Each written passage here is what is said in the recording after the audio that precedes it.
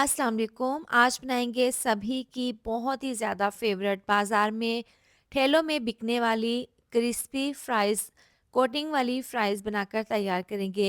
इसको बनाना बेहद आसान है। इसको आप 1 घंटा के लिए भी रखेंगे ना तो ये बिल्कुल भी नरम नहीं रहेगी, ऐसे ही क्रिस्पी क्रंची रहेगी। तो चलिए कोटिंग वाली फ्राइज़ बनाना शुरू करते हैं।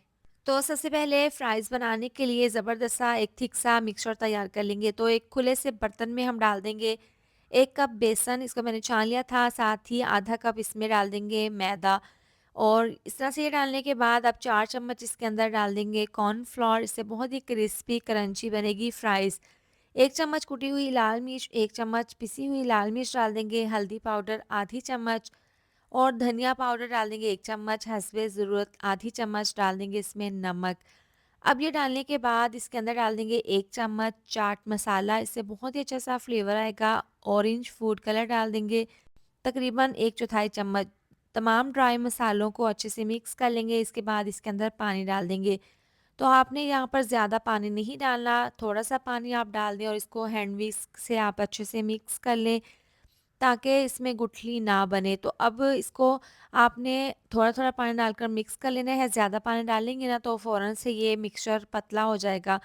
तो आपने थोड़ा-थोड़ा पानी डालकर इसको अच्छे से मिक्स कर लेना है और इस तरह से थिक सा मिक्सचर तैयार कर लें। ज़बरदस्त सा हमारा ये मिक्सचर तैयार है। अब यहाँ पर हैं आलू, इनको मैंने धोकर अच्छे से छील कर इस तरह से इसके स्ट्रिप्स में स्लाइस काट लिए हैं। अब इस तरह से थोड़े से तकरीबन 1 से 2 मुट्ठी हम इस मिक्सचर के अंदर डाल देंगे और इस तरह से इसके ऊपर ये वाला मिक्सचर लगा देंगे।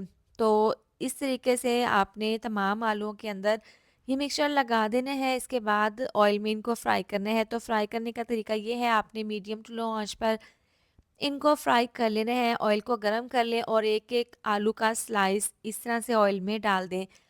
और इस तरह से डालने के बाद मीडियम टू लो आँच पर आपने इनको फ्राई कर लेना है और फ़ौरन ही डालते आपने इनको हिलाना नहीं है।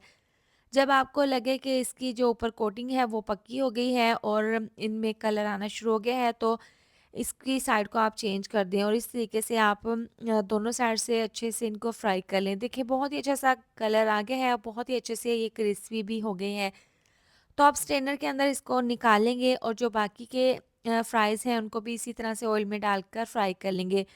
तो लीजिए गरमा गरम हमारे बहुत ही कोटिंग वाले मज़ेदार से क्रिस्पी ये फ्राइज़ तैयार है। ठेलों में इसी तरह से बनाकर दिए जाते हैं, बहुत ही ज़्यादा ये टेस्टी लगते हैं।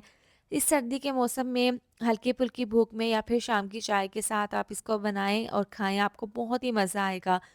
तो इस तरीके से बनाएँगे ना तो आपके बिल्कुल भी ये नरम नहीं होंगे, बहुत ही क्रिस्पी ये बनकर तैयार होंगे और बनाना भी बेहद आसान है।